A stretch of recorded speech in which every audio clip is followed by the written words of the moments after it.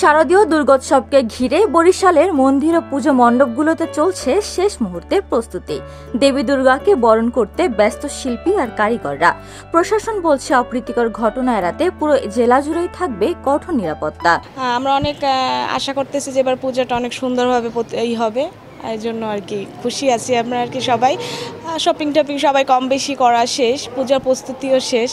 এখন দেখা যাক আর বাদ বাকিটা শান্তিপূর্ণভাবে হইলে পূজাটা আমরা সবাই খুশি আর কি। এটাই প্রত্যাশার প্রার্থনা তার কাছে, যেন সব কিছু সুষ্ঠুভাবে বা সুন্দরভাবে একটু হয়, এটাই তার কাছে চাই, আর কিছু না, যেন একটু ভালোভাবে অনুষ্ঠানটা হয়ে যায়। হ্যাঁ, হিংসা আদিভেদ মানে কোনো ভেদাভেদ নাই, মানুষের সাথে সবাই যেন এক হয়ে কাজ করতে পারে, এভাবেই। পূজার কাজ তো প্রায় শেষ পর্যায়ে। তো আমরা জানি যে মা দুর্গা অশুভ শক্তিকে বিনাশ করে শান্তি প্রতিষ্ঠা করে, যে মহিষাসুরের মধ্যে যদি হিংসা, যে বিবৃতি আমাদের সমাজে যেরকম যে অনেক রকমের ঝামেলা, মারামারি, হানাহানি, এইটা জানি সব একসাথে ধ্বংস হয়ে যায়।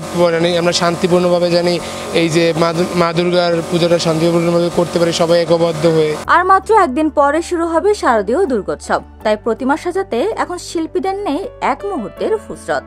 দিন রাত এক করে প্রতিমায় রং তুলির টান দিচ্ছেন তারা। আমাদের প্রস্তুতি প্রায় শেষের দিকে, বাকি কাজগুলো এখন যারা এখানে ইসের দায়িত্বে রয়েছেন তারা করছেন।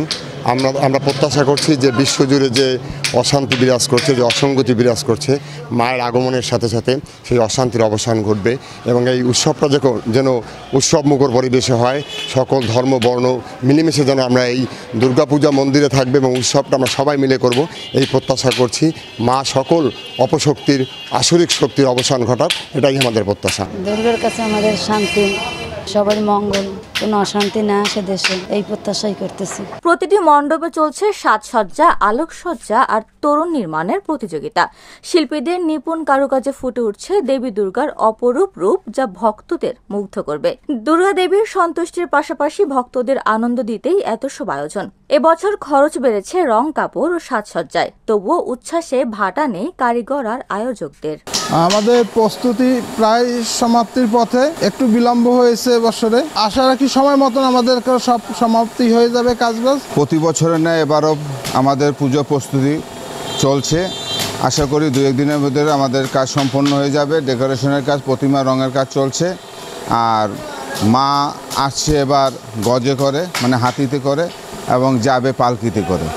আশা করি আমাদের মানে জনগণের মঙ্গলের জন্যই মায়ের আগমন, এবং আইন শৃঙ্খলা বাহিনী আমাদের আশ্বস্ত করেছে যে আমরা যেন পূজা সুন্দরভাবে, সুষ্ঠুভাবে করতে পারি। পুলিশ বলছে উৎসব চলাকালীন নগরীতে কঠোর নিরাপত্তা থাকবে। প্রতিটি মন্দিরে সিসি ক্যামেরা, পুলিশ, র্যাব ও আনসার টহল তৎপর। কোনো বিশৃঙ্খলা হলে সঙ্গে সঙ্গে নেওয়া হবে ব্যবস্থা। আর গোয়েন্দা নজরদারি, ফোর্স রিজার্ভ এবং সাইবার মনিটরিং চালু, পাশাপাশি সোশ্যাল মিডিয়াও নজরদারিতে রয়েছে, জানালো র্যাব। এখন পর্যন্ত এই পূজার বিষয় নিয়ে আইন শৃঙ্খলা কোনো থ্রেট আমরা দেখি নাই। তারপরে আমরা সার্ভিলেন্সে আসি, আমাদের সিটিএসবি টিম, ডিবি টিম, সিভিলে কাজ করছে।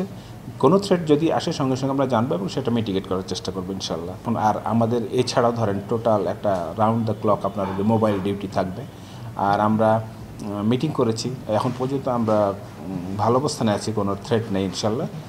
আর বাকি যদি যে কোনো সিচুয়েশন হলে আমরা সেভাবে মোকাবেলা করব। এবং আমরা সবাই মেট্রোপলিটন অফিসার আমরা আশা করছি যে খুব সুন্দরভাবে এবং নিরাপদভাবে পূজা উৎসব পালন করতে ওনারা সক্ষম হবে। আমরা র্যাব সদর দপ্তরের নির্দেশনা অনুযায়ী গত 24 তারিখ থেকে আমাদের স্পেশাল টহল, বিশেষ টহল, যেগুলো শুধুমাত্র পূজা মণ্ডপের জন্য আমরা ডেডিকেটেড করেছি, সেই টহল শুরু হয়ে গেছে অলরেডি। এছাড়াও আমাদের র্যাব সদর দপ্তরে কেন্দ্রীয়ভাবে আমাদের সাইবার মনিটরিং সম্পন্ন করা হচ্ছে। পাশাপাশি আঞ্চলিক পর্যায়ে, আমাদের ব্যাটালিয়ন পর্যায়েও আমরা এই সোশ্যাল মিডিয়াগুলোকে আমরা নজরদারির মধ্যে রেখেছি, যেন এই অনলাইন প্ল্যাটফর্মগুলোকে অ্যানালাইসিস করার মাধ্যমে কোনো একটি থ্রেট সংঘটিত হওয়ার আগেই যেন আমরা আশু ব্যবস্থা গ্রহণ করতে পারি। উপমা রায়, সোনালী নিউজ।